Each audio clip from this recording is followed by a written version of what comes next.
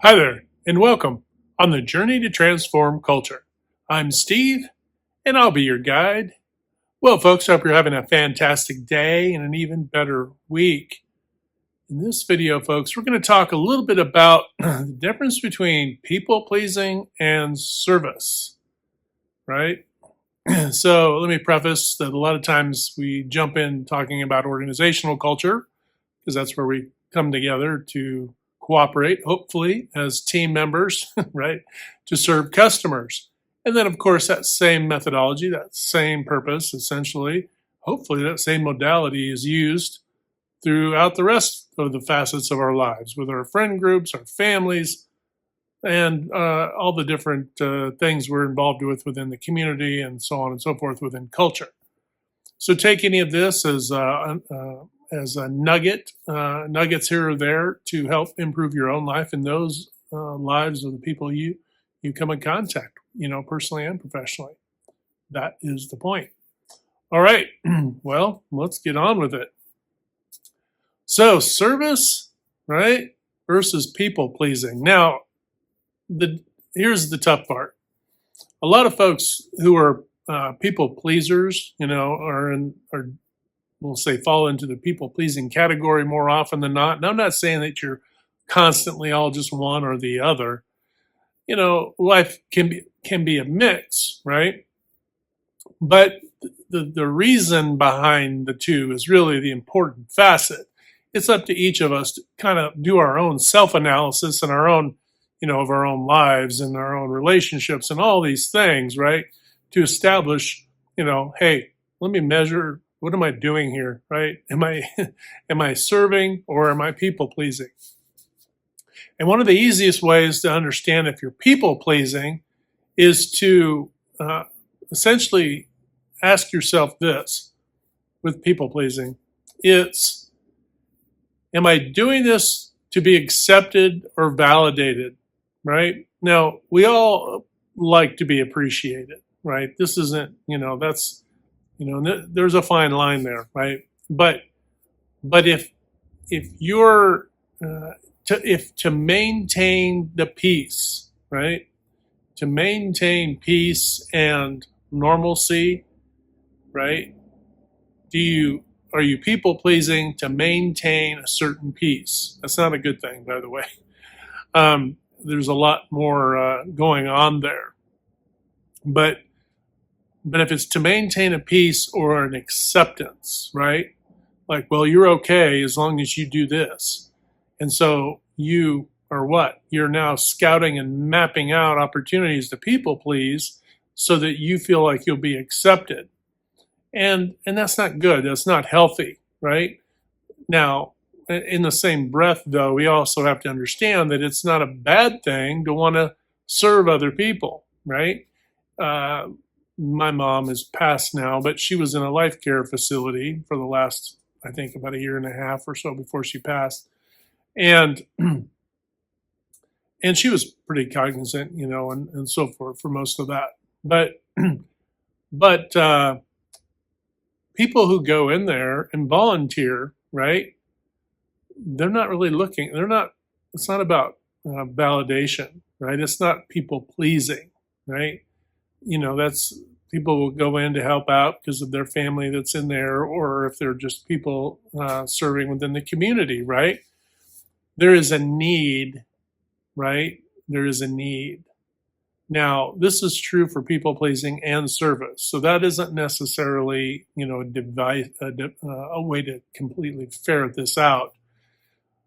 But the motive, right? If the motive is to be validated or accepted, and a lot of places where you see the validation and the people pleasing comes with a transactional mindset. And why is that? People will people please, but they're also keeping score, okay? They're keeping a score. And they're basically doing this, well, I did all these things, they can do this, right? and then there becomes a false expectation, or I don't say a false expectation, but an expectation enters into the picture in their mind that, oh, well, I did all these things, so I expect that they should, X, Y, or Z. And then when the expectation falls short, now you get in this, kind of a weird tug of war um, of people pleasing, an angry people pleaser, basically, a frustrated people pleaser, may not be angry, but a frustrated people pleaser, somebody who's people pleased for validation and acceptance and then is not getting validated or accepted, right? And so, and that's another way to figure out, to test yourself. It's really an ego and pride thing, right? Which we have to all, on our journey through life, have to figure out how to carve that down and eliminate that. Why is that? Because it's not healthy, right? If so, an easy way to kind of ferret the two is, am I keeping score, right? Am I keeping score with my people pleasing, or is it selfless, right? You might have people who might serve, their church and all those things, right? Again, you can't. It's not obvious. Service is part of the paradigm, right?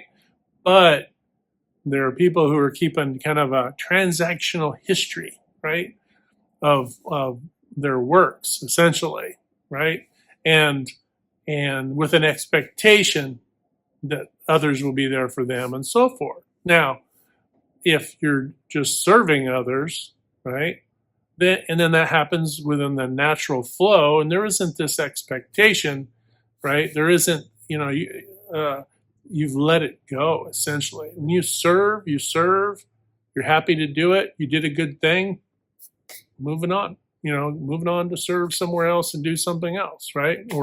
Or take care of your own stuff, right?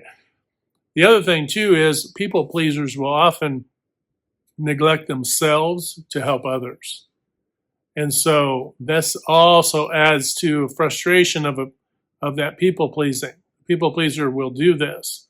Now I've seen people who tout service, service, and they're very well aware that service is important, and it is. But they are looking for validation. They are keeping score. They're looking at their peers or others and saying, and they are keeping kind of a score. And then when their frustration elevates to a certain level, then they kind of blow up on people, right? They get frustrated with other people. Okay. Now, getting frustrated with other people doesn't necessarily mean that you're a people pleaser, but it is a facet of people pleasers that if that if they continue to try to do this, that they will get frustrated at a certain point. And this is where you'll see people pleasers in an organization as this scorekeeping continues and this frustration is just building layer after layer. These are folks who they get frustrated. They're frustrated with this, and then they'll go home or go, talk to their friends outside of work and that sort of thing, and start blowing off steam in a big way. Now, again, you can blow off steam, right? It doesn't mean you're a people pleaser, but it does show tracks toward people pleasing. I do all these things and they don't appreciate me and all these things, right? When the conversation goes a little bit into that region, that is somebody who's a people pleaser and they're looking for validation, right? Or acceptance. In this case, it may not be acceptance, but maybe with an expectation, right? It's a transactional mindset, okay? Service, on the other hand, is, there's a need. I want to fulfill the need. Hey, great, I fulfilled the need. Yay. And then move on. Okay. You let it go, right? You're not keeping a score. You're not keeping a cumulative score. But when you see this people pleasing go on, what happens? They become frustrated, and then all at once, boom, they might blow up, or maybe they just up and quit. They quit an organization, and they're frustrated. Why? Probably because they've been doing their work and other people's work and all the things, right? They've been overdoing it. They've been, I won't say overgiving, because that people pleasing is not really overgiving. It's calculated, right? It's calculated. It's strategic. It's transactional. there's some manipulation going on there, even if it's subtle in the back of one's own mind. There, to keep that score requires thought, right?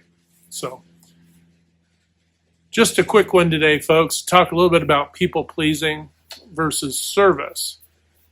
Remember, if you're serving, you're not keeping score, you let it go, right? And you're best served not to be a people pleaser. And why is that? Because you're only going to frustrate yourself in the end. And if you want to give more and you want to serve more and you have expectations, this is when you need to communicate clearly out in the open, not keep it to yourself, not keep this quiet scorecard and measuring and evaluating your peers, right?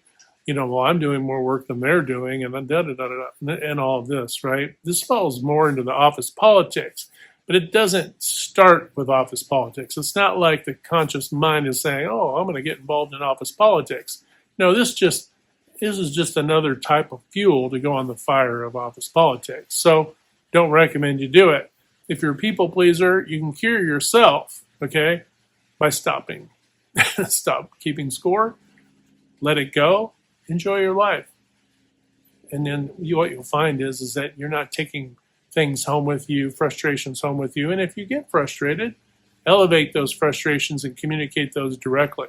Don't wait a day, 2, a month, a year, all the things, right? Just, bring it to someone's attention. Hey, I don't mind doing all this work, and I actually appreciate that I'd like to serve, but I am clearly, overdoing it here. And we either need to talk about a little bit of a pay raise because I'm doing so-and-so's job and so-and-so's job. Bring the receipts, right? Don't just come in there with an emotional argument. Bring the receipts if you need to. But again, this isn't about dividing yourself from your teammates. This is about building cohesion and just taking care of matters as they occur, right? Don't let it build up. Otherwise, you're going to be torturing yourself, and this is just not a good and healthy thing. It's going to affect your health, essentially, and you're going to stress out for no reason. All right, folks, hope you're having a fantastic day. Remember, hit that good green domino 3 to 5 times a day or more to uplift, motivate, inspire, and just encourage one another. When you do this, not only helping to transform culture, but you're transforming your own life. Don't forget, we can't transform anything on the outside if we're not willing to transform on the inside. So important. All right, folks, have a great day. Hit like, share, and subscribe. And until next time, we'll talk to you later.